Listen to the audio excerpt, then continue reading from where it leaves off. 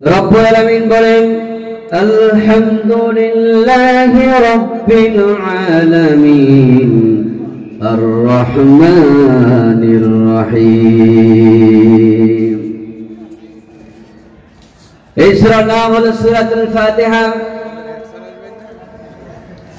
এই সূরার আরো কিছু নাম রয়েছে। এই সূরার এক নাম হলো সূরাতুল শিফা। এই সূরার আরেক নাম হলো সূরাতুদ দুআ, সূরাতুল কাফিয়া। এই সূরার অন্যতম নাম হলো সূরাতুল শিফা। এই সূরাকে আল্লাহ রাব্বুল আলামিন মুমিনদের জন্য শিফা স্বরূপ পাঠিয়েছেন। মুমিনরা যদি পেরেশানির ভিতরে থাকে, অসুস্থতার ভিতরে থাকে, কেউ যদি এই সূরা পড়ে দম করে রুকিয়া করে, আল্লাহ তাআলা এই সূরার মাধ্যম দিয়ে তাকে শিফা দান করে। বিশ্বনবীর আদরের সাহাবী হযরত আবু সাঈদ খুদরি রাদিয়াল্লাহু তাআলা আনহু, তিনি একবার সফরে বের হলেন। সফরে গেলেন, এমন এক গোষ্ঠীর সামনে দিয়ে তিনি অবস্থান করলেন, যেই গোষ্ঠীর জনপদের লোকের সবচেয়ে বড় জমিদার, তাকে সাপে কাটা হলো।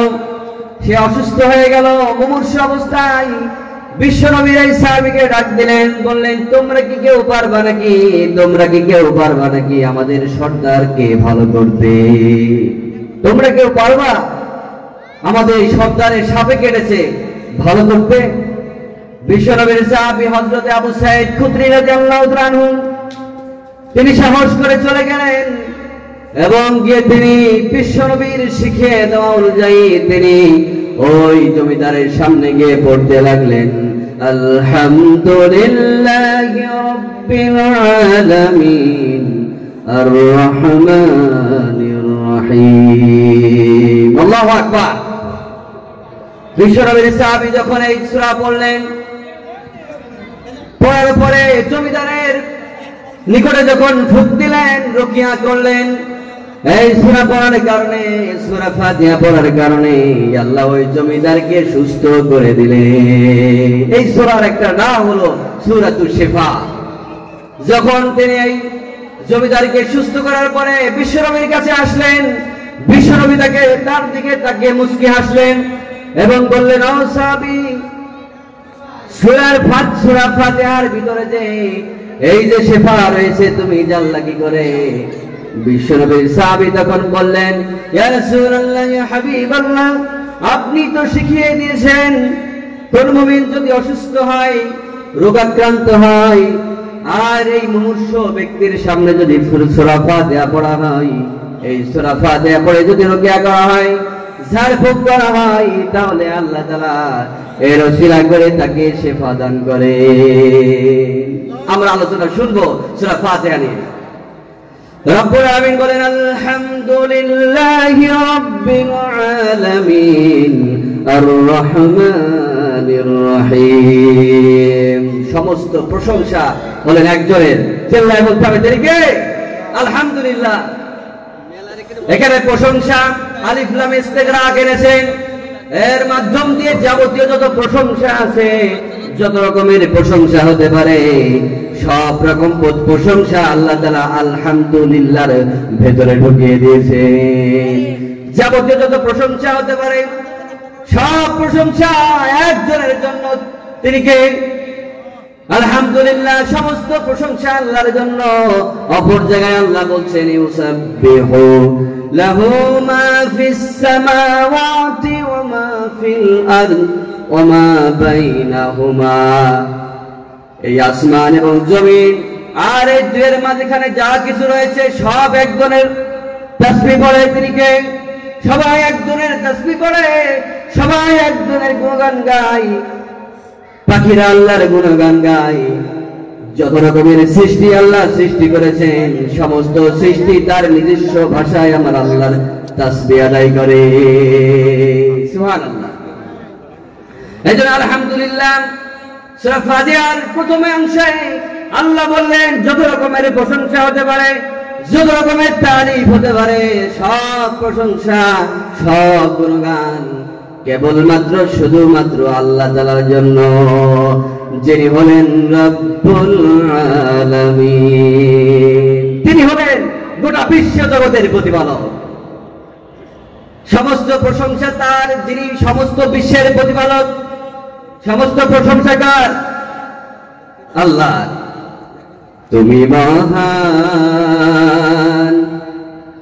তুমি মহিয়ান।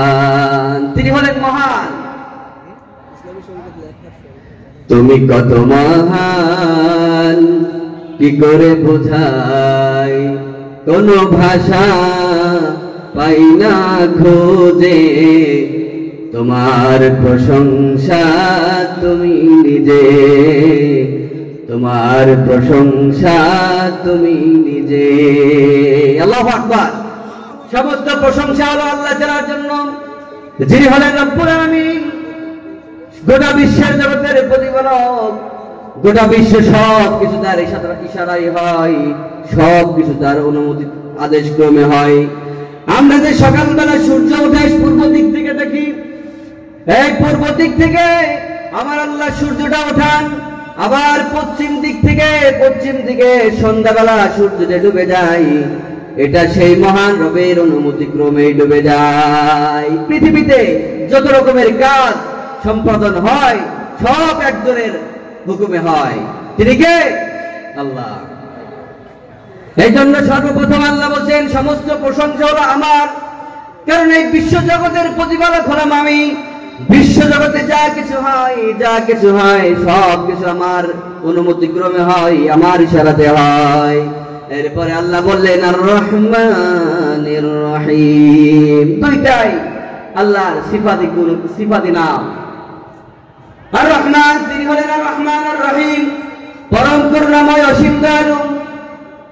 তিনি যদি করুণাময় না হতেন, মুফাসসিরে কেরাম বলেন, এই আয়াতের ব্যাখ্যায় বলেন, রব্বুল আলামিন যদি করুণাময় না হতেন, অসীম দয়ালু না হতেন, তাহলে কোন দুনিয়ার কোন বেঈমান, কোন নাস্তিক এক মুহূর্তের জন্য তারা আল্লাহর পক্ষ থেকে রিজিক পেত না। আল্লাহ যদি রহমান না হতেন, তাহলে কোন বেঈমান আল্লাহর জমিনে থেকে এক মুহূর্তের জন্য রিজিক পেতেন না, কারণ তিনি রহমান। মুফাসসিরে কেরাম বলছেন রহমান হলো আম, এটা সকলের জন্য, শুধু মুমিনদের জন্য নয়, বরং এই রহমানকে তিনি ব্যাপক রেখেছেন, এটা সকলের জন্য।